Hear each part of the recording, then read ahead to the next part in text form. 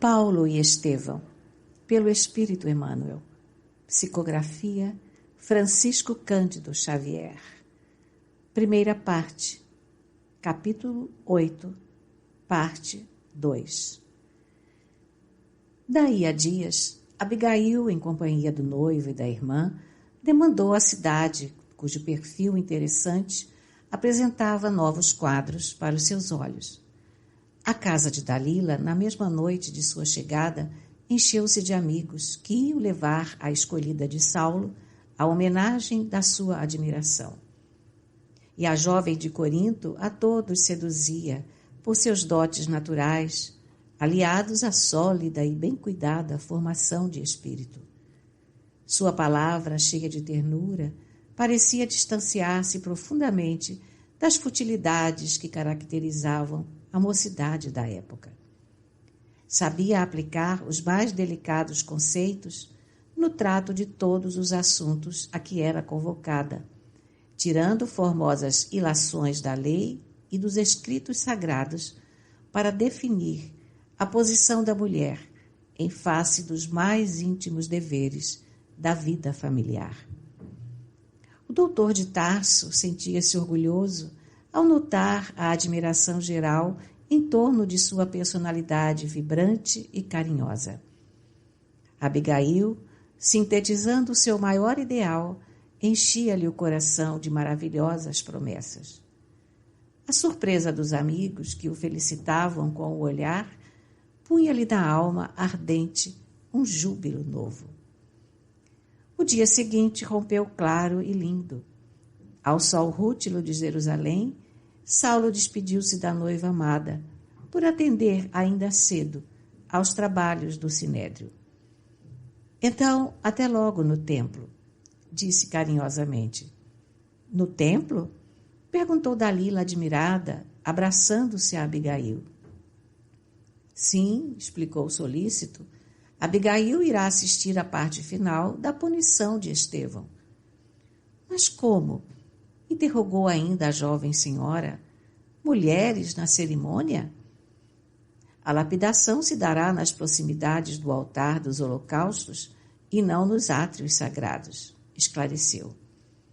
A meu ver, não haverá impedimento de representações femininas, e ainda que isso constitua a resolução de última hora, a critério dos sacerdotes, a medida não poderá atingir decisão pessoal de minha parte, e eu desejo que Abigail participe do meu primeiro triunfo na defesa dos nossos princípios soberanos. Ambas sorriram venturosas, observando-lhe as disposições excelentes. Em último recurso, Saulo, disse Abigail num gesto de tranquilidade e ternura, não deixes de oferecer ao condenado uma derradeira oportunidade para salvar-se da morte. Após 2 meses de cárcere, é possível que tenha refundido os sentimentos mais profundos. Pergunta-lhe mais uma vez se insiste em insultar a lei. O moço tarcense enviou-lhe um olhar satisfeito e reconhecido, jubiloso por verificar tanta grandeza de coração, e acentuou: assim farei. Nesse dia, desde muito cedo, o mais alto tribunal de Israel apresentava desusado movimento. A execução do pregador do caminho constituía o objeto de largos comentários. Sobretudo, os fariseus faziam questão de todos os informes. Ninguém queria perder o angustioso espetáculo. A igreja modesta de Simão Pedro, entretanto, não ousou aproximar-se para qualquer indagação. Saulo, como perseguidor declarado e usando das prerrogativas da investidura legal, mandara anunciar que nenhum adepto do caminho poderia assistir à execução a efetivar-se num dos grandes pátios do santuário. Longas filas de soldados foram dispostas na grande praça para dispersar quaisquer grupos de mendigos que se formassem com intuitos desconhecidos. E desde as primeiras horas da manhã, numerosos pedintes de Jerusalém eram corridos das imediações a golpes de chanfalho. Depois do meio-dia, autoridades e curiosos reuniam-se, ávidos de sensação no recinto do sinédrio em abafado vozerio. Aguardava-se o sentenciado, que chegou finalmente, cercado de escolta armada, como se fora um malfeitor comum. Estevão apresentava-se bastante desfigurado, embora o semblante não traísse a peculiar serenidade. O passo tardio, o cansaço extremo, as equimoses das mãos e dos pés patenteavam os pesados tormentos físicos que lhe eram infligidos à sombra do calabouço. A barba crescida alterava-lhe o aspecto fisionômico. Todavia, os olhos tinham a mesma fulgurância de cristalina bondade. Em meio da curiosidade geral, Saulo de Tarso o encarou satisfeito. Estevão pagaria, afinal, as incompreensões e os insultos. No instante aprazado, o doutor inflexível fez a leitura do libelo. Antes, porém, de pronunciar a sentença última, fiel ao que prometera, mandou que os soldados empurrassem o condenado até a sua tribuna. Enfrentando o pregador do Evangelho, sem qualquer expressão de piedade, interrogou-o com aspereza. Estarias disposto agora a jurar contra o carpinteiro Nazareno? Lembra-te que é a última oportunidade de conservares a vida. Tais palavras, pronunciadas mecanicamente, soaram de modo estranho aos ouvidos do moço de Corinto, que as recebeu na alma sensível e generosa, como dardos novos de ironia. Não insulteis o Salvador, disse o arauto do Cristo com desassombro. Nada no mundo me fará renunciar à sua tutela divina. Morrer por Jesus significa uma glória, quando sabemos que ele se imolou na cruz pela humanidade inteira. Mas uma torrente de impropérios cortava-lhe a palavra. Basta, apedrejemo-lo quanto antes. Morte ao imundo, abaixo o feiticeiro, blasfemo, caluniador. A gritaria tomava proporções assustadoras. Alguns fariseus mais irritados, burlando os guardas, aproximaram-se de Estevão, tentando arrastá-lo sem compaixão. Entretanto, ao primeiro puxão na gola rota, um pedaço da túnica rafada ficava-lhes nas mãos. Foi necessário a intervenção da força armada para que o moço de Corinto não fosse estraçalhado, ali mesmo, pela multidão furiosa e delirante. Saulo, em altas vozes, ordenou a intervenção dos soldados. Queria a execução do discípulo do Evangelho, mas com todo o cerimonial previsto. Estevão tinha agora o rosto enrubescido, envergonhado. Seminu, foi auxiliado por um legionário romano a recompor os sobejos da veste em frangalhos acima dos rins, para não ficar inteiramente nu. Com a mão trêmula pelos maus tratos recebidos, procurava limpar a saliva que os mais exaltados lhe haviam esputado em pleno rosto. Forte pancada no ombro causava-lhe intensa dor no braço todo. Compreendeu que lhe chegavam os últimos instantes de vida. A humilhação doía-lhe fundo, mas recordou as descrições de Simão a respeito de Jesus no derradeiro transe. Em frente de Herodes Antipas, o Cristo sofrera dos israelitas idênticas ironias. Fora açoitado, ridicularizado, ferido. Quase nu, suportara todos os agravos, sem uma queixa, sem uma expressão menos digna. Ele que amara os infelizes, que trabalhara por fundar uma doutrina de concórdia e de amor para todos os homens, que abençoara os mais desgraçados e os acolhera com carinho, recebera o galardão da cruz em suplícios imensuráveis.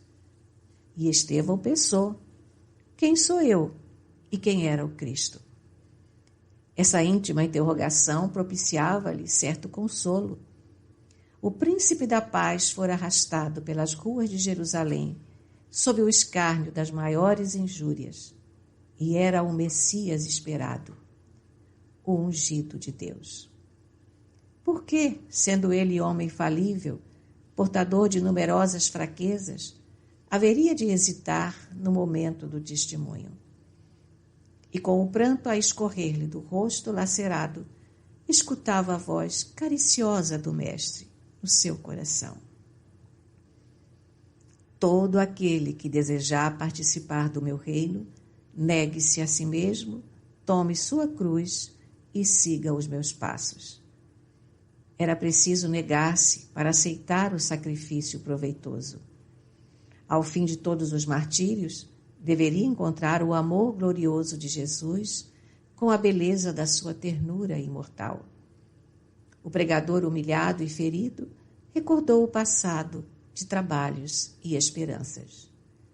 Parecia-lhe rever a infância saudosa, na qual o zelo materno lhe incutira os fundamentos da fé confortadora. Depois, as nobres aspirações da mocidade, a dedicação paterna, o amor da irmãzinha que as circunstâncias do destino lhe haviam arrebatado. Ao pensar em Abigail, experimentou certa angústia no coração. Agora que deveria enfrentar a morte, desejava revê-la para as últimas recomendações. Relembrou a derradeira noite em que haviam permutado tantas impressões de ternura, tantas promessas fraternais na lôbrega prisão de Corinto. Apesar dos movimentos renovadores da fé, de cujos trabalhos compartilhava ativamente em Jerusalém, jamais pudera esquecer o dever de procurá-la, fosse onde fosse. Enquanto em derredor se multiplicavam impropérios no turbilhão de gritos e ameaças revoltantes, o sentenciado chorava com as suas recordações. Socorrendo-se das promessas do Cristo no Evangelho, experimentava brando alívio. A ideia de que a irmãzinha ficaria no mundo entregue a Jesus suavizava-lhe as angústias do coração. Mal não saíra de suas dolorosas reminiscências, ouviu a voz imperiosa de Saulo, dirigindo-se aos guardas. Algemai-o novamente, tudo está consumado. Sigamos para o átrio. O discípulo de Simão Pedro, estendendo os pulsos para receber as algemas, sofreu pancadas tão fortes de um soldado inescrupuloso que dos pulsos feridos começou a jorrar muito sangue. Estevão, porém, não fez o menor gesto de resistência. De quando em quando levantava os olhos, como se implorasse os recursos do céu para os seus minutos supremos. Não obstante os apupos e as chagas que o dilaceravam, experimentava uma paz espiritual desconhecida. Todos aqueles sofrimentos do cerimonial eram pelo Cristo. Aquela hora era a sua oportunidade divina. O mestre de Nazaré havia convocado seu coração fiel ao público testemunho dos valores espirituais da sua gloriosa doutrina. Confiante, raciocinava: se o Messias aceitara a morte infamante do Calvário para salvar todos os homens, não seria uma honra dar a vida por ele? Seu coração, sempre ávido de dar testemunho ao Senhor, desde que lhe conhecera o Evangelho de redenção, não deveria rejubilar-se com o ensejo de oferecer-lhe a própria vida? Entretanto, a ordem de caminhar arrancou-o dos mais elevados pensamentos. O generoso pregador do caminho hesitava nos passos cambaleantes, mas tinha sereno e firme o olhar, revelando desassombro nos derradeiros lances do testemunho. Nasquelas primeiras horas da tarde, o sol de Jerusalém era um braseiro ardente. Não obstante o calor insuportável, a massa deslocou-se com profundo interesse. Tratava-se do primeiro processo concernente às atividades do caminho após a morte do seu fundador. Destacando-se de todas as correntes judaicas ali presentes, em penhor de prestígio à lei de Moisés, os fariseus faziam grande alarde do feito. Ladeando o condenado, faziam questão de atirar-lhe em rosto as mais pesadas injúrias. Ele, porém, embora evidenciasse profunda tristeza, caminhava seminu, sereno, imperturbável. A sala de reuniões do Sinédrio não distava muito do átrio do templo, onde se realizaria a macabra cerimônia. Apenas alguns metros e a caminhada terminava, justamente no local onde se erguia o enorme altar dos holocaustos. Tudo estava preparado a caráter, como Saulo deixara perceber em seus propósitos.